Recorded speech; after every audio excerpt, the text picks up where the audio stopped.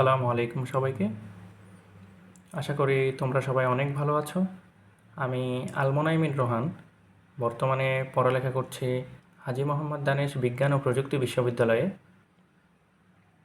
আজকে পদার্থবিজ্ঞান প্রথম পত্রের 10ম অধ্যায় আদর্শ গ্যাস ও গ্যাসের গতিতত্ত্ব নিয়ে আলোচনা করব।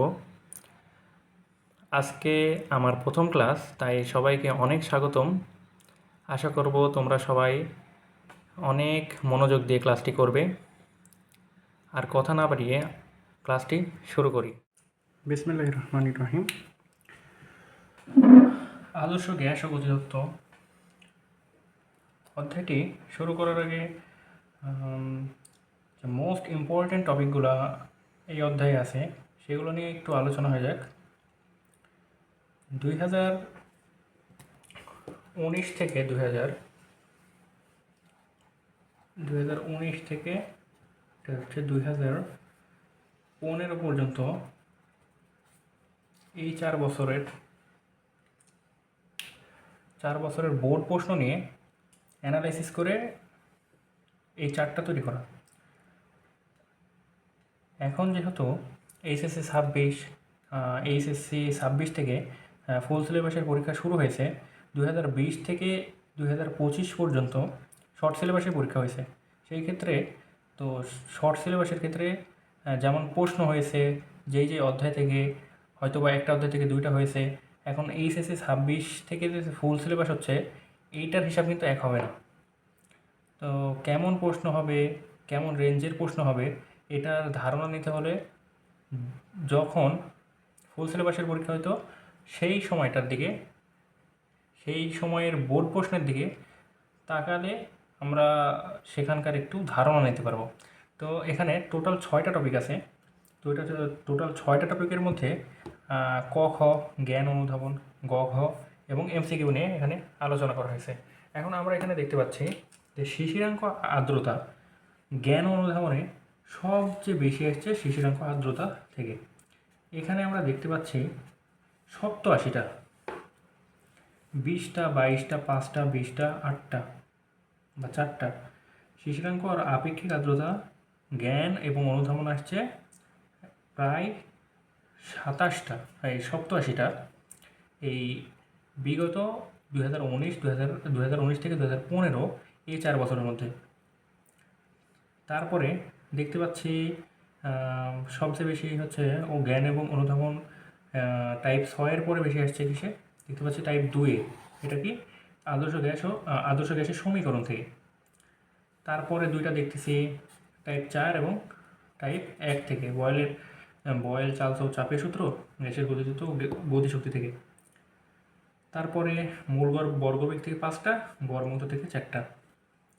এইগুলো যে আসছে এটা হচ্ছে বিগত 4 বছরের 2019 থেকে 2015-তে সকল বোর্ডের মিলিয়ে এতগুলো আসছে আর কি। তারপরে গ ঘয়ের দিকে চলে যাই। গ ঘয়ের দিকেও দেখতে গেলে আমরা 48টা, সবচেয়ে বেশি আসছে হচ্ছে শিশিরাঙ্ক এবং আপেক্ষিক আর্দ্রতা থেকে। তারপরে যদি খেয়াল করি, তারপরে সবচেয়ে বেশি আসছে কোথায় গ ঘ থেকে, সেটা হচ্ছে বয়েল চার্লস এবং চাপের সূত্র ধরে এখান থেকে। টাইপ 1 থেকে এবং টাইপ 6 থেকে সবচেয়ে বেশি আসছে। তারপরে যদি দেখতে যাই 13টা, সেটা হচ্ছে আদর্শ গ্যাসের সমীকরণ। 10টা সেটা হচ্ছে মূল বর্গবেগ। 12টা আসছে গ্যাসের গতিতত্ত্ব এবং গতিশক্তি। এখানে আরেকটা জিনিস লক্ষণীয়, সেটা হচ্ছে গ ঘ আসেইনি, সেটা হচ্ছে গড়মুক্ত পথ। তার মানে আমরা কি বুঝতেছি, গড়মুক্ত পথ ক নাম্বার হোক, গ ঘ হোক বা এমসিকিউ হোক, এই সব কিছুর জন্য গড়মুক্ত পথ হচ্ছে খুবই লেস ইম্পর্টেন্ট একটা চ্যাপ্টার। 4 বছরে অনুধাবন এবং জ্ঞানমূলক মিলিয়ে 4টা এসেছে সকল বোর্ডের। আবার গ ঘয়ে 4 বছরে একটা প্রশ্নও আসেনি এমসিকিউয়ে। 4 বছরে সকল বোর্ডের মিলে 2টি হচ্ছে এমসিকিউ এসেছে। আচ্ছা, তারপরে এটার লিস্ট গেল। তারপর এমসিকিউ এর দিকে তাকালে এখানেও শিশিরাঙ্ক এবং আপেক্ষিক আর্দ্রতা সবচেয়ে বেশি আসছে। তারপরে কোথায় সবচেয়ে বেশি আসছে হচ্ছে 47টা, এটা আসছে গ্যাসের গতিতত্ত্ব এবং গতিশক্তি থেকে। তারপরে ভালো রেঞ্জের এমসিকিউ আসছে মোটামুটি বয়েল চার্লস এবং চাপের সূত্র থেকে। তারপর দেখি 25টা আসছে মূল গড় বর্গবেগ থেকে, 21টা আসছে আদর্শ গ্যাসের সমীকরণ থেকে। তাহলে এখান থেকে মোটামুটি আমরা একটা রাফটাপ একটা ধারণা নিতে পারলাম কি, যে সবচেয়ে বেশি শিশিরাঙ্ক ও আপেক্ষিক আর্দ্রতা, এই যে 6 নম্বর টপিক, এই টাইপ থেকে ক খ অর্থাৎ জ্ঞান অনুধাবন, গ ঘ এমসিকিউ সবচেয়ে বেশি আসছে। সবচেয়ে বেশি বলতেও অনেক বেশি। কোথায় 87, কোথায় 20-22, এখানে 48 কোথায়, আর এখানে 23, 13, 10, এখানে আসছে 56টা। আর এখানে তারপরে যে হাইস্ট সেটা হচ্ছে 47, 46। তার মানে এটার সবচেয়ে ইম্পর্টেন্ট চ্যাপ্টার হচ্ছে এটা। এটা হচ্ছে সবচেয়ে বেশি গুরুত্বপূর্ণ হচ্ছে টাইপ হচ্ছে এটা। তারপরে যদি আমরা দেখি গ ঘ সবচেয়ে বেশি আসছে হচ্ছে বয়েল, চার্লস এবং চাপের সূত্র। এই সেগমেন্টে আবার দেখতে পাচ্ছি কি, যে 46টা এমসিকিউ আসছে, আবার 20টা গ ঘ আসছে। জ্ঞান এবং অনুধাবন, গ ঘ এবং এমসিকিউ, এটাও অনেক ভালো একটা রেঞ্জের আর কি প্রশ্ন এখানে আসছিল। তো তার মানে বয়েল, চার্লস, চাপের সূত্র এটাও খুবই গুরুত্বপূর্ণ টাইপ। তারপরে যদি খেয়াল করি, তারপরে গয়ে আসছে 13টা, এখানে জ্ঞান অনুধাবনে 22টা, এমসিকিউয়ে 21টা, আদর্শ গ্যাসের সমীকরণ। তারপরে খেয়াল করলে গ্যাসের গতিতত্ত্ব এবং গতিশক্তি এখান থেকে অনেক বেশি আসছে। মূল গড় বর্গবেগ, এখান থেকে এমসিকিউ এবং হচ্ছে গ ঘ ভালো মানের প্রশ্ন আসে। তাহলে দশম অধ্যায় থেকে গুরুত্বপূর্ণ টপিকগুলোর ভিতরেও যে সবচেয়ে বেশি আসে, এগুলো নিয়ে মোটামুটি আজকে আলোচনা করলাম। এখন অধ্যায়ের পড়াশোনার মধ্যে ঢুকি। এখানে আরেকটা কথা, সেটা হচ্ছে যে 2020 থেকে 2025 এই 5 বছরে শর্ট সিলেবাস ছিল। এই সময়ে আদর্শ গ্যাস থেকে একটা বোর্ডেও প্রশ্ন মিস যায়নি। প্রতিটা বোর্ডেই হচ্ছে একটি করে প্রশ্ন আসছে। আবার এই 5 বছরের মধ্যে দেখা গেছে কিছু বোর্ডে হয়তো বা একটা কি দুইটা বোর্ড এমন পড়ছে যে 2টা আদর্শ গ্যাস ও গতিতত্ত্ব থেকে প্রশ্ন করছে। তার মানে বুঝতে পারছি যে একটি সৃজনশীল এখান থেকে হওয়ার সম্ভাবনা খুবই বেশি। তার পাশাপাশি তো এমসিকিউ আছে। তাহলে আমরা এই অধ্যায়ের মূল পড়াশোনার মধ্যে এখন প্রবেশ করি। অধ্যায়ের নামের দিকে প্রথমে খেয়াল করলে আমরা কী দেখতে পাই, আদর্শ গ্যাস। আচ্ছা, আদর্শ গ্যাসের ধারণা দিয়ে প্রথমে শুরু করি। আদর্শ গ্যাসটা কি? আদর্শ গ্যাস এটা আলোচনা করতে গেলে আদর্শ মানে কি আইডিয়াল। আচ্ছা, আদর্শ কি হতে পারে? স্টুডেন্ট আদর্শ হইতে পারে, মুসলিম আদর্শ মানুষ হইতে পারে। তো এদের আদর্শ হওয়ার জন্য বিশেষ কিছু বৈশিষ্ট্য বা ক্রাইটেরিয়া ফিল আপ করতে হবে, তাহলে এরা কি আদর্শর যে গণ্ডি এর মধ্যে পড়বে। তাহলে গ্যাসটাও ঠিক সেম, যে এর কিছু হচ্ছে কি আদর্শ বৈশিষ্ট্য, নির্দিষ্ট যে বৈশিষ্ট্য বিজ্ঞানীরা আলোচনা করে বের করছেন আর কি, সেইগুলো যদি মেনে চলে, বেশ কিছু সূত্র আছে, সেগুলো যদি কোনো গ্যাস মেনে চলে, তাহলে মনে করতে হবে সেটা কি আদর্শ গ্যাস। আদর্শ গ্যাসের আসলে আমাদের আসলে বাস্তবে হচ্ছে আদর্শ গ্যাস বলে কিছু নেই। তারপরেও বাস্তব যে গ্যাস আছে, বাস্তব গ্যাসকে আমরা কি বলতে পারি, যে কোনো আইডিয়াল স্টুডেন্ট বা আদর্শ মানুষ, আদর্শ মুসলিম, এগুলোও তো আসলে খুব রেয়ার। কিন্তু সেই নর্মাল যে হচ্ছে মানুষ বা মুসলিম, তাকে হচ্ছে যদি আমরা হচ্ছে কি আদর্শ হচ্ছে মুসলিম মানুষ বা স্টুডেন্টে পরিণত করতে চাই, তাহলে কি করতে হবে? তখন তাদের হচ্ছে কি প্রেশার দিতে হবে, প্রেশারের মধ্যে রাখতে হবে বা চাপের মধ্যে রাখতে হবে, বা যে বৈশিষ্ট্যগুলো মেনে চলে সে আদর্শ হবে, সেই বৈশিষ্ট্যগুলোর মধ্যে বল প্রয়োগ করে হলেও তাদের মানতে বাধ্য করতে হবে। তাহলে কি তারা আদর্শ স্টুডেন্ট হতে পারবে বা মুসলিম হতে পারবে, এরকম আর কি। তো যে বাস্তব গ্যাস আছে, বাস্তব গ্যাসগুলো আদর্শ গ্যাসের মতো আচরণ করবে কখন? সেটা হচ্ছে তাদের উপর যখন ফোর্স করা হবে। কেমন ফোর্স? সেটা হচ্ছে নিম্ন চাপ এবং কি উচ্চ তাপমাত্রা। এই নিম্নচাপ এবং উচ্চ তাপমাত্রা বাস্তব গ্যাসের উপর প্রয়োগ করা হলে সে আদর্শ গ্যাসের ন্যায় আচরণ করবে। এখন আদর্শ গ্যাস নিয়ে যেহেতু কথা বলছি, আদর্শ গ্যাসের আমাদের কি বৈশিষ্ট্যটা জানা তো দরকার। এখন এর যে বৈশিষ্ট্য, সেটা সম্পর্কে জানতে গেলে প্রথম 4টা পয়েন্ট আছে, সেই 4টা পয়েন্ট আমরা একটু খেয়াল করি। সেটা হচ্ছে যে আচ্ছা, আদর্শ গ্যাসের ইয়েটা দেখি, সংজ্ঞাটা প্রথমে দেখি। যেসব গ্যাসের হচ্ছে মৌলিক স্বীকার্যসমূহ কি, যেসব গ্যাস আছে গ্যাসের কি মৌলিক স্বীকার্যসমূহ মেনে চলে এবং সকল তাপমাত্রা ও চাপে বয়েল এবং চার্লসের সূত্র যুগ্মভাবে মেনে চলে। তখন বললাম যে বিজ্ঞানীদের আবিষ্কৃত হচ্ছে বেশ কিছু সূত্র, সেগুলো হচ্ছে মেনে চলতে হবে। আর মৌলিক স্বীকার্যসমূহ কি? স্বীকার্যসমূহ বলতে বিজ্ঞানীরা কোনো মডেল বা কিছু প্রমাণ করার জন্য প্রথমে যে কয়েকটি শর্ত এগুলো হচ্ছে স্বীকার করে নেয়, তাকে হচ্ছে স্বীকার্য বলা হয়।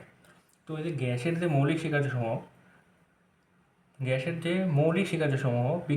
বিজ্ঞানীদের কাছে আছে, তো আদর্শ যে গ্যাস এটা তো অবশ্যই মেনে চলতে হবে। আবার কি, সকল তাপমাত্রা এবং চাপে বয়েল ও চার্লসের সূত্র যুগ্মভাবে মেনে চলতে হবে। বললাম তখন যে এই কী বলে, কিছু হচ্ছে ক্রাইটেরিয়া হচ্ছে ফিল আপ করতে হবে। তো বলতে পারো এটা হচ্ছে তেমন ক্রাইটেরিয়া যেটা ফিল আপ করলে কোনো একটা নর্মাল যে গ্যাস এটা কি আদর্শ গ্যাস হতে পারবে, বা এই গ্যাসের মধ্যে যদি এমন বৈশিষ্ট্য দেখতে পাই তাহলে বুঝতে পারবো কি সেটা হচ্ছে আদর্শ গ্যাস। আচ্ছা, বৈশিষ্ট্য কি? সকল তাপমাত্রা ও চাপে কি পিভি ইকুয়াল টু এনআরটি মেনে চলতে হবে। যে এই সূত্রটা কোনো গ্যাস হচ্ছে সকল তাপমাত্রা চাপে মেনে চলে, তাহলে বুঝবো সেটা কি আদর্শ গ্যাসের একটি বৈশিষ্ট্য। আবার দেখব কি স্থির তাপমাত্রায় স্থির, এই জিনিসটাই অনেকে একটু কনফিউজ হয়। সেটা কি, স্থির তাপমাত্রা বলতে অনেকে মনে করে তাপমাত্রা হচ্ছে জিরো। না, তাপমাত্রা জিরো না। স্থির তাপমাত্রা বলতে বা স্থির চাপ বলুক বা স্থির আয়তন বলুক, স্থির বলতে বোঝানো হয় যে তার কোনো পরিবর্তন হয়নি, তার পরিবর্তন হচ্ছে জিরো, এটা হচ্ছে বোঝানো হয়। যে সে যদি হচ্ছে কোনো তাপমাত্রা যদি 25 ডিগ্রি সেলসিয়াস তাপমাত্রায় আসে, তার মানে বোঝাচ্ছে যে সে 25 ডিগ্রি সেলসিয়াসেই আসে। হয়তো চাপ বাড়ানো হয়েছে বা তাপমাত্রা কমানো হয়েছে বা তাপমাত্রা বাড়ানো হয়েছে, কিছু একটা করা হয়েছে। তো এই ক্ষেত্রে স্থির তাপমাত্রায় মানে কি, তাপমাত্রা কোনো পরিবর্তন হয়নি, যে তাপমাত্রা ছিল সেই তাপমাত্রায়। এমন একটা অবস্থায় আদর্শ গ্যাসের অভ্যন্তরীণ শক্তি যে হচ্ছে টার্মটা দেখলাম, এটা আমরা তাপগতিবিদ্যা ফিজিক্সের সেকেন্ড পেপারের হচ্ছে প্রথম অধ্যায়ে এটা নিয়ে আমরা আলোচনা করব। এখন শুধু জেনে রাখবো অভ্যন্তরীণ মানে কি, ভেতরের। তো গ্যাসের কি আদর্শ যে গ্যাস, এই গ্যাসের যে অভ্যন্তরীণ শক্তি, ভেতরের যে শক্তি, সেটা কি, সেটা হচ্ছে এর আয়তনের উপর নির্ভরশীল নয়। এটা আসলে কেমন, এটা হচ্ছে আয়তনের সাপেক্ষে অভ্যন্তরীণ শক্তির এই ডিফারেন্সিয়েট করলে মান আসে জিরো। অর্থাৎ আসলে বোঝাচ্ছে কি, যে স্থির তাপমাত্রায় এখানে আসলে বিষয়টি কী হলো, আমরা জানি যে আয়তনের সাথে তাপমাত্রার সমানুপাতিক সম্পর্ক। এখন বলতেছে যে হচ্ছে তাপমাত্রা যেটা আছে এটা হচ্ছে স্থির, এর কোনো পরিবর্তন হয়নি। তাহলে পরিবর্তন যখন হয়নি, তার মানে কি আয়তনেরও কোনো পরিবর্তন হয়নি। আয়তনের যদি কোনো পরিবর্তন না হয়, তাহলে এর সাপেক্ষে আমি কীভাবে ধরবো, তাই না? বলতেছে এটা মানে কি, এটা মানে হচ্ছে আয়তনের সাপেক্ষে হচ্ছে অভ্যন্তরীণ শক্তির পরিবর্তন। ঠিক আছে, এখানে টি যেটা আছে এটাই তো হচ্ছে স্থির, এর কোনো পরিবর্তন হয়নি। সেই ক্ষেত্রে এই মানটা অবশ্যই কী হবে, জিরো হবে। তাহলে কী হবে, অভ্যন্তরীণ শক্তির আয়তনের উপর নির্ভরশীল নয়। আচ্ছা, অনুসময়ের মধ্যে কোনো আকর্ষণ বিকর্ষণ নেই। এখানে বলছে যে আদর্শ গ্যাস আছে, একটা বদ্ধ রুমে আছে, বদ্ধ পাত্রের মধ্যে আছে। তো বলতেছে যে এর মধ্যে তো অনেক অণু পরমাণু তো থাকবে। তো এই অণুসমূহের মধ্যে পরস্পরের মধ্যে কোনো আকর্ষণ বিকর্ষণ নেই, এটা বলতেছে 3 নম্বর বৈশিষ্ট্যে। তো আসলে যে বললাম যে হচ্ছে বাস্তব গ্যাস হচ্ছে আসলে নেই, কিন্তু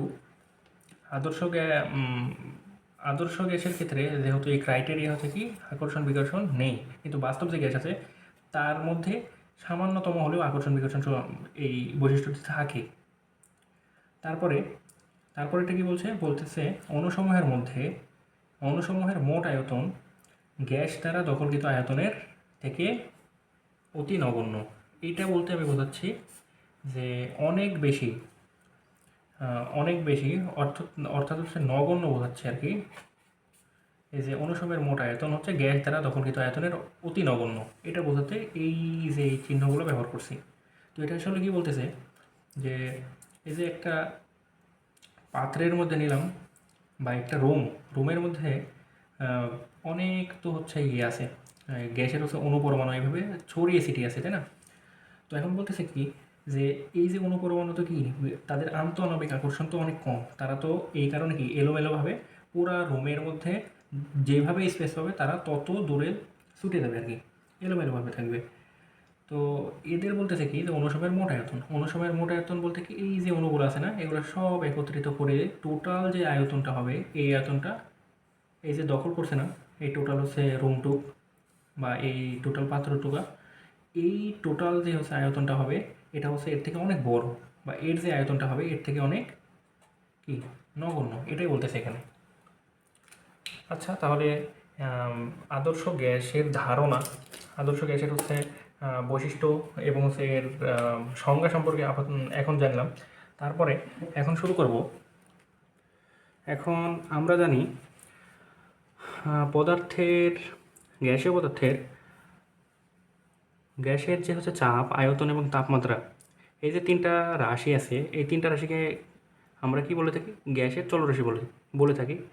এটা তোমরা 9 10-এ তো অবশ্যই পড়ে থাকবে। এখন বিজ্ঞানীরা এই যে তিনটা রাশি আছে না, তিনটা রাশি কি? তিনটা রাশি হচ্ছে পি, ভি, টি। এই তিনটা নিয়েই কী করছে বিজ্ঞানীরা হচ্ছে একটি করে স্থির রাখছে এবং দুটার আর বাকি দুটার মধ্যে সম্পর্ক করছে দিয়ে এইভাবে আর কি সূত্র তারা তৈরি করছে। এই যে গ্যাসের হচ্ছে এই তিনটা ভ্যারিয়েবল দ্বারা বা চলরাশির দ্বারা এইভাবে আর কি তারা হচ্ছে সূত্র তৈরি করছে। কীভাবে? যে পি যদি স্থির করি তাহলে এই যে এই দুটার মধ্যে সম্পর্ক, আবার ভি যদি স্থির করি তাহলে টি আর পি এর মধ্যে সম্পর্ক, টি যদি স্থির করি তাহলে পি আর ভি এর মধ্যে সম্পর্ক। তার মানে বুঝতে পারছি যে টোটাল এখানে তিনটা সূত্র করা যাচ্ছে। এই যে তিনটা সূত্র একে হচ্ছে বলা হয় গ্যাসের সূত্র হচ্ছে বলা হয়ে থাকে। গ্যাসের সূত্র তাহলে কয়টা? তিনটা সূত্র কী কী? এক হচ্ছে বয়েলের সূত্র, দুই হচ্ছে কি চার্লস, এবং আরেকটি আছে সেটা হচ্ছে চাপীয় সূত্র। এই তিনটা হচ্ছে গ্যাসীয় সূত্র। এখন আর একটা আছে কি, এটা হচ্ছে অ্যাভোগাড্রো সূত্র। অ্যাভোগাড্রো নাম্বার তো শুনছো, এটার কথা পরে হবে। ফিজিক্সে আদর্শ গ্যাস ও গতিতত্ত্বে অ্যাভোগাড্রো যে সূত্র এটা নিয়ে আলোচনা করা হয়নি, কিন্তু লাস্টে আমি একটু বলে দেবো, সমস্যা নেই। এটা হচ্ছে পরিবেশ রসায়নে অ্যাভোগাড্রো সূত্রের কথা উল্লেখ আছে। এখন বলি সেটা হচ্ছে যে প্রথমে শুরু করি কি বয়েল, চার্লস এবং চাপীয় সূত্র। প্রথমটা হচ্ছে বয়েলের সূত্র। আচ্ছা, বয়েলের সূত্র এইটা দেখে তোমার প্রথমেই কি মনে আসছে? এটা মাথায় আসছে না যে বয়েল, BOIL, এমনই তো আসছে, তাই না? আচ্ছা, বয়েল মানে কি? এটা কি সিদ্ধ করা। বয়েল মানে কি সিদ্ধ করা। আচ্ছা, সিদ্ধ হবে কিসের সাথে সম্পর্কিত? তাহলে এটা তাপমাত্রা না? তাপমাত্রা আমি বাড়াইলাম দিয়ে পানি হোক বা যাই হোক এটা কী হলো? সিদ্ধ হলো, তাই না? তো এটা হচ্ছে এইভাবে মনে রাখবে যে বয়েল যেটা আছে, ঠিক আছে, বয়েল হচ্ছে দেখে আছে আমরা কি মনে করতে পারছি যে এটা কি সিদ্ধ করে, এটা হচ্ছে তাপমাত্রা সম্পর্কিত। তো আমরা মনে রাখবো যে যেটাতে যেটা বুঝতেছি সেটাকে কী হবে? সেটাকে হচ্ছে রাখতে হবে স্থির। সেটাকে কী রাখতে হবে? স্থির। এখন স্থির রাখতে হবে এক নম্বর কথা। তাহলে বয়েলের ক্ষেত্রে কী পেলাম? স্থির কী হবে?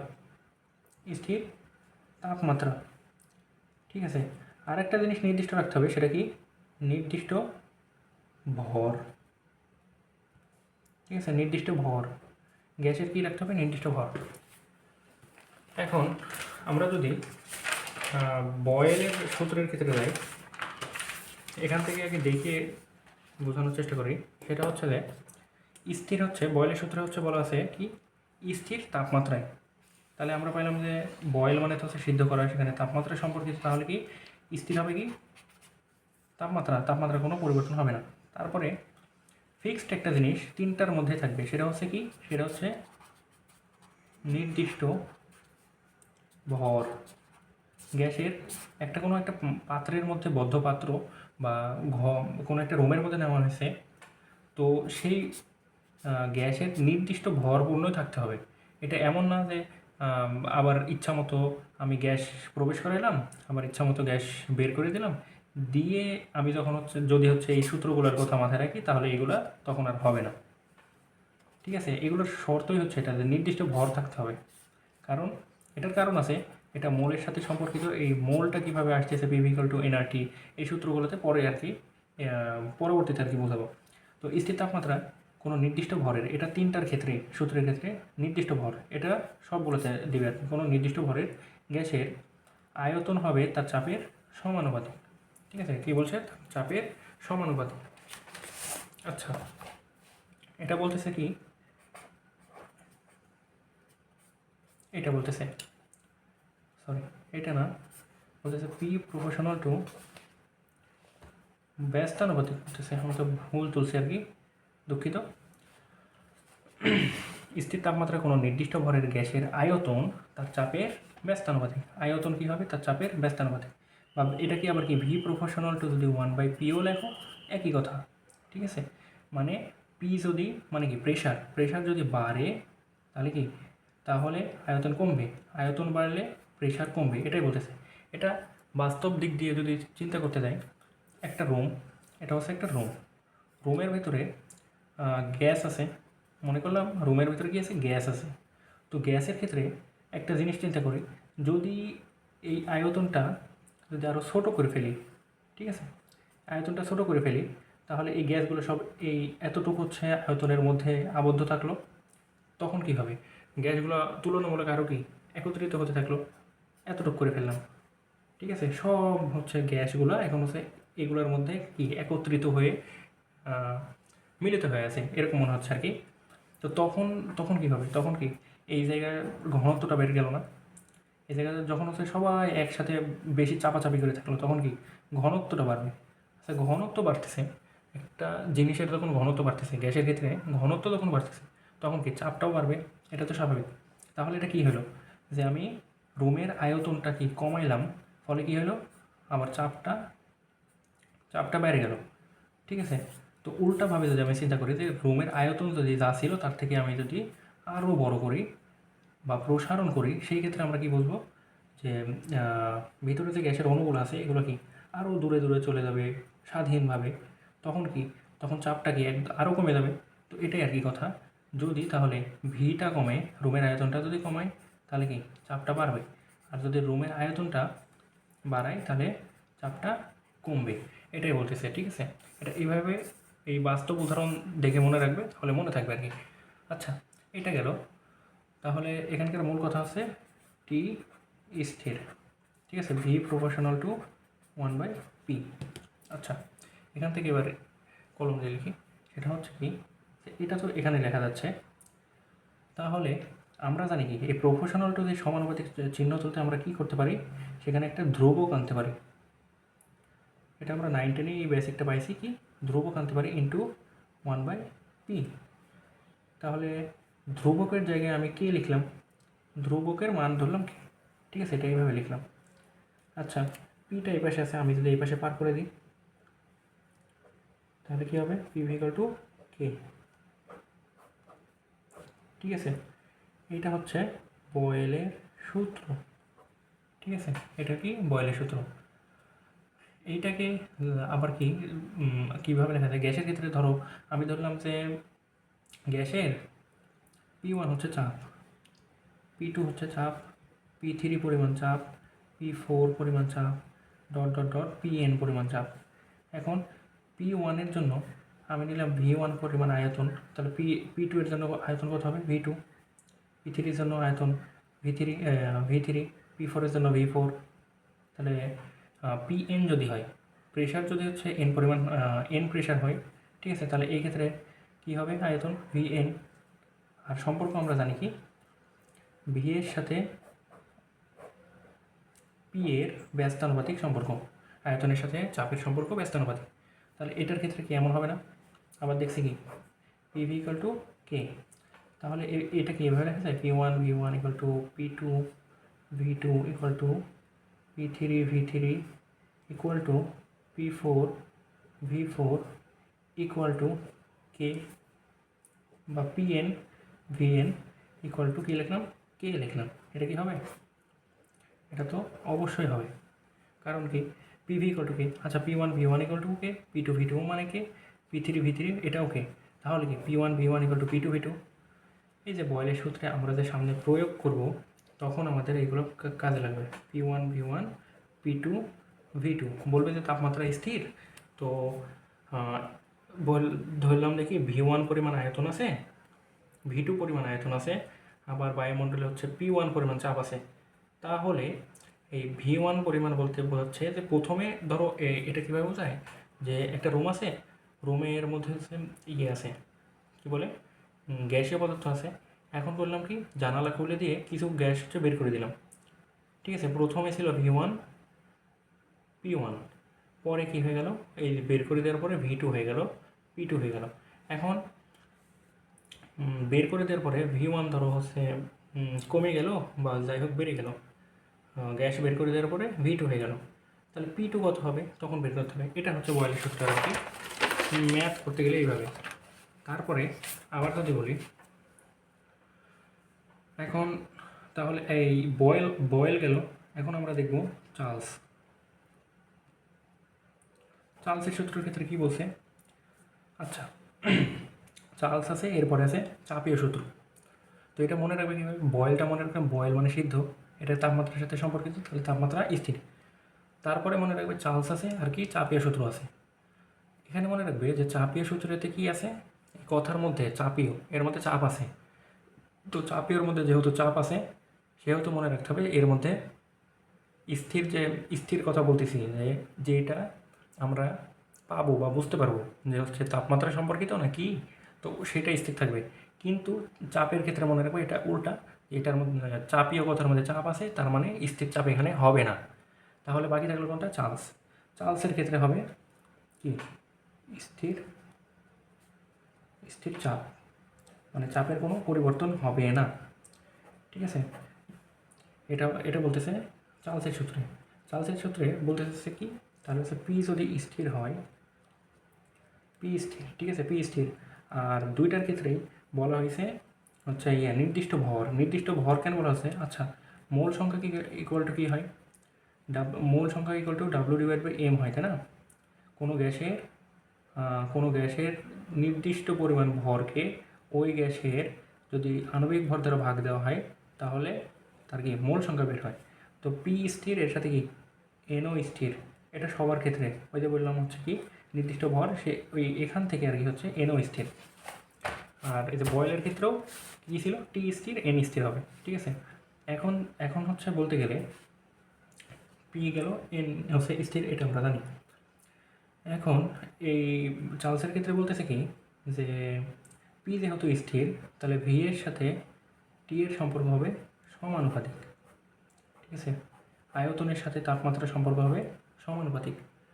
তো এটাকে একইভাবে তখনকার মতো কীভাবে লিখতে পারি, সমানুপাতিক যদি তুলে দিই, তাহলে এখানে কি ধ্রুবক ইন্টু কে আসে। আচ্ছা, যদি আমি টিটা এই পাশে পার করে নিই, শুধু কেটাকে রাখবো, তাহলে V/T ইকুয়াল টু কে। ঠিক আছে, এটা হচ্ছে চার্লসের সূত্র।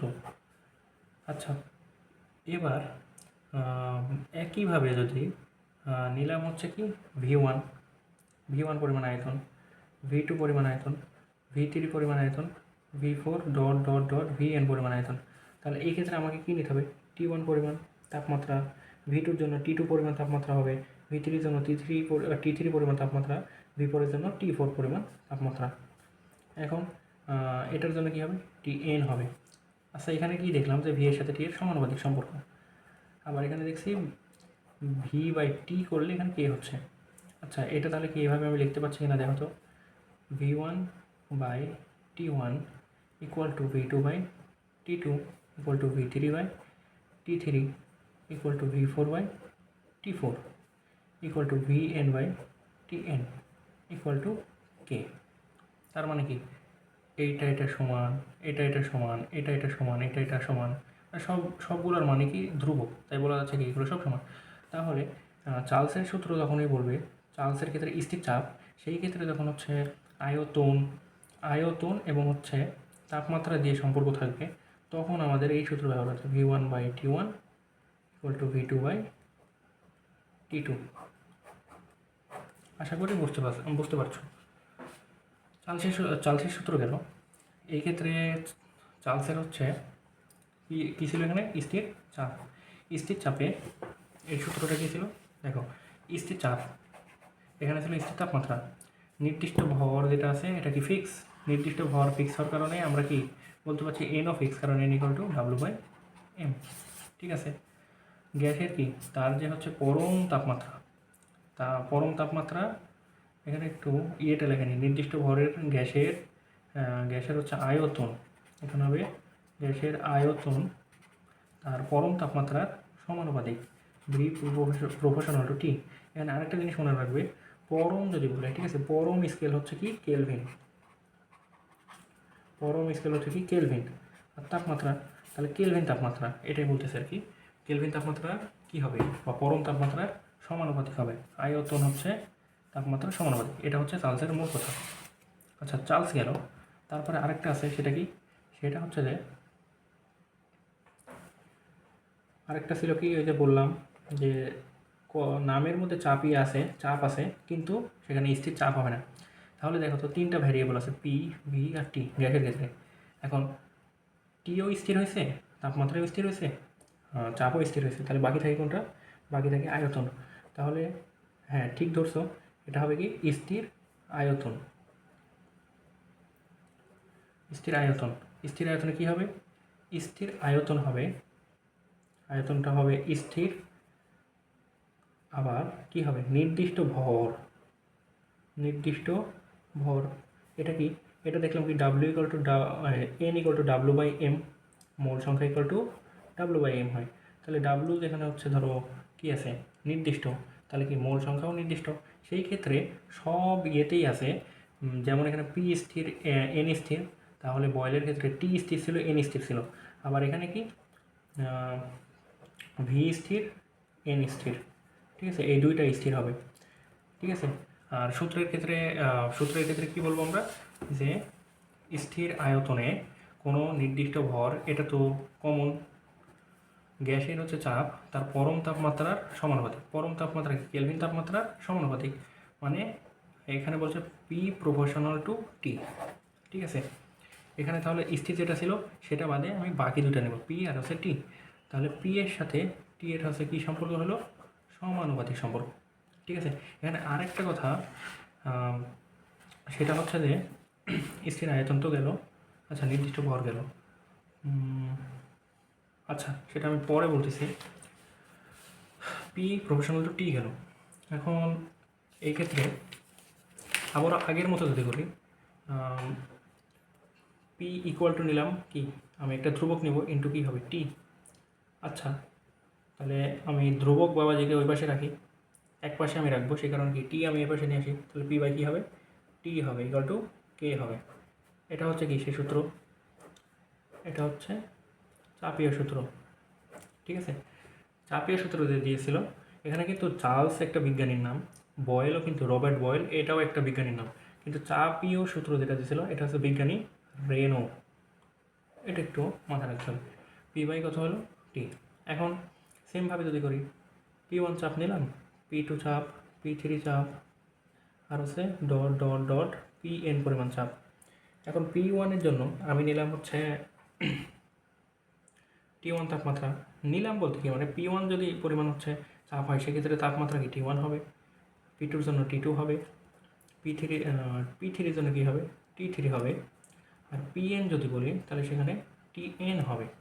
আর এই যে সম্পর্ক আমরা দেখতে পাচ্ছি, এইভাবে আবার বসাই দিই, তাহলে P1/T1 = P2/T2 = P3/T3 = Pn/Tn = কী হবে? কে হবে।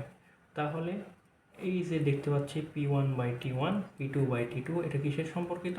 এটা হচ্ছে চাপীয়। বলবে দেখি আয়তন স্থির, সেই ক্ষেত্রে ধরো যে কোনো একটা বের করতে বলবে। ঠিক আছে। তিনটার মান দেওয়া থাকবে, যে কোনো একটা বের করতে হবে, হয় এই তিনটার মান, যে কোনো একটা তখন বের করতে হবে, কিন্তু বলা থাকবে কি এটা। এখানে সবচেয়ে গুরুত্বপূর্ণ একটা যে কথাটা বলতে চাচ্ছি সেটা হচ্ছে মনে রাখবে একটা জিনিস, যে গ্যাসীয় যে সূত্র আছে না, এগুলো আসলে সূত্র না। এভাবে মানে মনে রাখার জন্য সূত্র না, এগুলো কি, এগুলো হচ্ছে মনে রাখবে কন্ডিশন। এগুলো এক একটা কি কন্ডিশন, তিনটা কন্ডিশন, একটা হচ্ছে টি স্থির, একটা হচ্ছে পি স্থির, আর আরেকটা কি ভি স্থির। এইভাবে মাথায় রাখবে, তাহলে পরীক্ষার হলে যে হচ্ছে বয়েলের সূত্র কী ছিল, তারপরে চাপের সূত্র কী ছিল, এটা নিয়ে যেন পেঁয়াজ না লাগে। মাথায় রাখবে কি, এটা হচ্ছে একটা কন্ডিশন। কী কন্ডিশন? বয়েলের ক্ষেত্রে বলছে তাপমাত্রা স্থির, চার্জের ক্ষেত্রে পি স্থির, মানে প্রেশার স্থির, আর হচ্ছে কী বলে চাপীয় সূত্রের ক্ষেত্রে বলছে আয়তন স্থির। এগুলো তো কন্ডিশন, বাকি সবই এক, মানে নির্দিষ্ট ভরটা এক আছে। তো এই টি স্থির করার জন্য এই দুটার মধ্যে কী সম্পর্ক হলো, এটা স্থির করার জন্য এই দুটার মধ্যে কী সম্পর্ক হলো, এবং এইটা স্থির করার মধ্যে জন্য এই দুটার কী সম্পর্ক হলো, এটাই মূলত আর কি এই গ্যাসের সূত্র। এখন গ্যাসের সূত্রের ক্ষেত্রে মেন আলোচনা আর কি এখানেই শেষ। এখন বাকি আছে হচ্ছে এর যে লেখচিত্র আছে, আমি এর আলোচনাগুলো একসাথে করে নিলাম যেন লেখচিত্রগুলো একসাথে করতে পারি।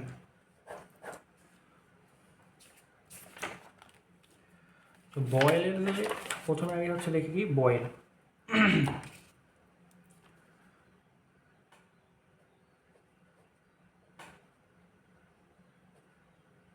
বয়েলের যে লেখচিত্র, এটাতে প্রথমে দেখি এটা সম্পর্কটা কি, আমরা প্রথমে আগে দেখি এখানে কী ছিল, টি স্থির ছিল, তাই না?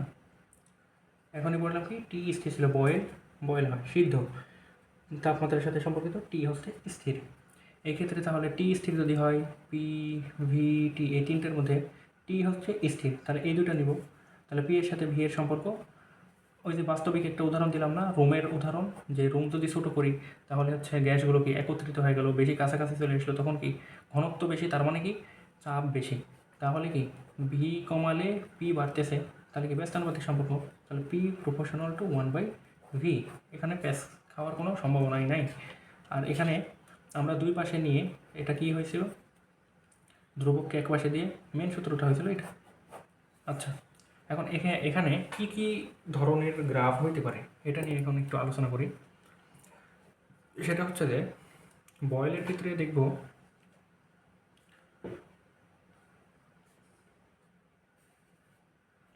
এক্স অক্ষ বরাবর আমরা যদি প্রেশার নিই এবং ওয়াই অক্ষ বরাবর, এটা ওয়াই অক্ষ, এটা হচ্ছে এক্স অক্ষ, এখানে যদি ভি নিই, তাহলে পি এর সাথে ভি এর যদি ব্যস্তানুপাতিক সম্পর্ক, এই ক্ষেত্রে এই যে হচ্ছে গ্রাফটি হবে সেটা হবে এইরকম একটু কার্ভ। এই কার্ভ একে কী বলা হয়, এটা হচ্ছে আয়তকার অধিবৃত্ত, ঠিক আছে। এখন এটা নিয়ে একটু কনফিউশন আছে, কারণ বইয়ে আছে রেক্টেঙ্গুলার হাইপারবোলা, আবার বাংলাতে লেখা আছে আয়তকার পরাবৃত্ত। হ্যাঁ, এইটা একটু বইয়ের একটু এমন সমস্যা থাকবেই, তারপরেও মানায় চলতে হবে আর কি। তো এটা যেহেতু রেক্টেঙ্গুলার আছে হাইপারবোলা আছে, আমরা আয়তকার অধিবৃত্তই মনে রাখবো। তাহলে ভি এর সাথে যেহেতু পি এর হচ্ছে ব্যস্তানুপাতিক, ব্যস্তানুপাতিক সম্পর্কে মনে রাখবে যে এইরকম আর কি কার্ভ হয়। আর সমানুপাতিক মনে রাখবে সবসময় কি মূল বিন্দুগামী হয়। আচ্ছা, পরেরটা দেখি আর কি আছে সম্পর্ক হতে পারে। সেটা হচ্ছে পি এর সাথে ধরো ভি এর হয়েছে, পি এর সাথে ভি এর, টোটাল ভি এর না। এখন পি এর সাথে মানে প্রেশারের সাথে যদি টোটাল যে এই যে এটা আছে না 1/v, এই 1/vটা নিলাম, 1/v নিলাম, ঠিক আছে। 1/v ধরলাম যে একটা ভ্যারিয়েবল, ঠিক আছে। এটা এইভাবে ধরতে হবে, কারণ 1/v টোটালটা নিয়েছি, তাহলে এই টোটালটার সাথে এটা কিন্তু সমানুপাতিক সম্পর্ক। তাহলে এটা কী হবে, মূল বিন্দুগামী হবে। এটা অবশ্যই কী হবে, মূল বিন্দুগামী হবে, কারণ এটা টোটাল নিয়েছে। আর এটার সাথে নিলে কি, এটা হচ্ছে ব্যস্তানুপাতিক। আচ্ছা, আরেকটা হবে, সেটা কি, এটা হচ্ছে 0। এটা যদি ভি এর সাথে নিই একই ব্যাপার হবে, কিন্তু ভি এর সাথে যদি 1/v নিই একই ব্যাপার। আমি দেখেছিলাম যে পি প্রফেশনাল টু 1/v বা ভি প্রফেশনাল টু 1/p একই না, ব্যস্তানুপাতিক সম্পর্ক, এটাই একই ব্যাপার। তো এটা করলেও কী হবে, মূল বিন্দুগামী। আচ্ছা, এখানে আরও দুইটা হয়, সেটা হচ্ছে কি,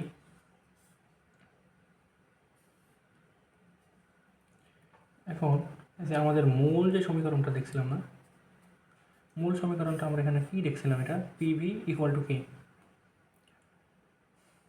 এখন ধরো পিভি নিয়েছি, এর সাথে ভি নিয়েছি, আমরা এখানে পিভি সমান কি দেখলাম, পিভি সমান এখানে দেখলাম যে এটা হচ্ছে কি ধ্রুবক, মানে ধ্রুবক মানে কি এর কোনো পরিবর্তন হবে না, ঠিক আছে, একটা কনস্ট্যান্ট মান আসবে। তাহলে পিভি যেহেতু কে, তাহলে এই পিভির সাথে যারই সম্পর্ক করুক, ভি এর সম্পর্কই করুক আর হচ্ছে পি এর সম্পর্কই করুক, ঘুরে ফিরে কি ধ্রুবকই হবে। ধ্রুবক মানে কি এর মান চেঞ্জ হয়নি, এর মান চেঞ্জ হয়নি মানে কি, এই যে এটা এখানে আছে একইভাবে গেছে, এর কোনো রকম লেখচিত্রে পরিবর্তন হয়নি, ঠিক আছে, এটা বোঝাচ্ছে আর কি পিভের সাথে ভি। আচ্ছা, এটা এক্স, এটা হচ্ছে ওয়াই অক্ষ, এটা হচ্ছে এক্স, এটা হচ্ছে ওয়াই অক্ষ, এটা এক্স, এটা হচ্ছে ওয়াই অক্ষ। আচ্ছা, বয়েলের আর একটা হয়, সেটা কি, এটা কি পিভি ভি এর সাথে দিছি, পিভি যদি আবার পি এর সাথে দিই, একই ব্যাপার, পিভি যার সাথেই দিই, এটা কি, এটা আছে হচ্ছে এটা হচ্ছে কি হয়, এটা হচ্ছে মান হয় ধ্রুবকের সমান বা কনস্ট্যান্ট হয়, তাহলে এটাও কী হবে, এমন সমান হবে। এগুলা এমসিকিউ, তারপরে গ ঘ, এগুলোতে খুবই আসে, এগুলো হচ্ছে এইচএসসি বলো, অ্যাডমিশন বলো, এগুলোর জন্য খুবই গুরুত্বপূর্ণ এই ইয়েগুলো, লেখচিত্রগুলো। তাহলে পিভিকাল টু কে যেহেতু, তাহলে এখানে কী হবে, নো চেঞ্জ। আচ্ছা, তাহলে আরেকটা আছে কি, সেটা হচ্ছে চার্লসের ক্ষেত্রে আমরা কী জানছিলাম, আর এরপরেটা কি আছে, চাপীয়, ওর নামের মধ্যে চাপ আছে, তার মানে স্থির চাপ হবে না। তাহলে এখানে কী হবে, এইটা হবে স্থির চাপ, পি হচ্ছে স্থির, পি যেহেতু স্থির, সেহেতু পি যেহেতু স্থির, সেই ক্ষেত্রে এইটার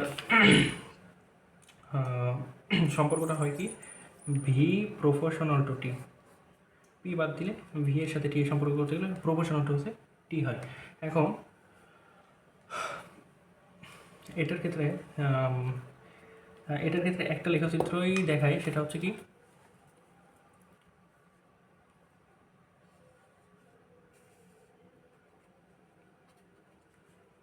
ভি এর সাথে ধরো টি এর সম্পর্ক করলাম, কী হবে, এটা জিরো, ভি আর টি এর হচ্ছে সম্পর্ক, এখানে দেখলাম কি সমানুপাতিক, আমি বলছি কি সমানুপাতিক হলেই মূলবিন্দুগামী সরল রেখা হবে, ঠিক আছে। আচ্ছা, এটার যে এটা দেখছিলাম যে ভি বাই টি আসল সমীকরণ, যেটা মানে ধ্রুবককে এক পাশে রেখে, তাহলে এটা কী ছিল যে কে। এখন এটা যদি এমন হতো যে এরকম একটা লেখচিত্র, যে ভি বাই টি, এখানে ধরো দিলাম এখানে আমি দিলাম ভি দিলাম, ভি এর সাথে সম্পর্ক বা টি এর সাথে সম্পর্ক যাই দিই, সেক্ষেত্রে এটা কী হবে, এটা হবে আবারও কি কনস্ট্যান্ট, কোনো পরিবর্তন হবে না।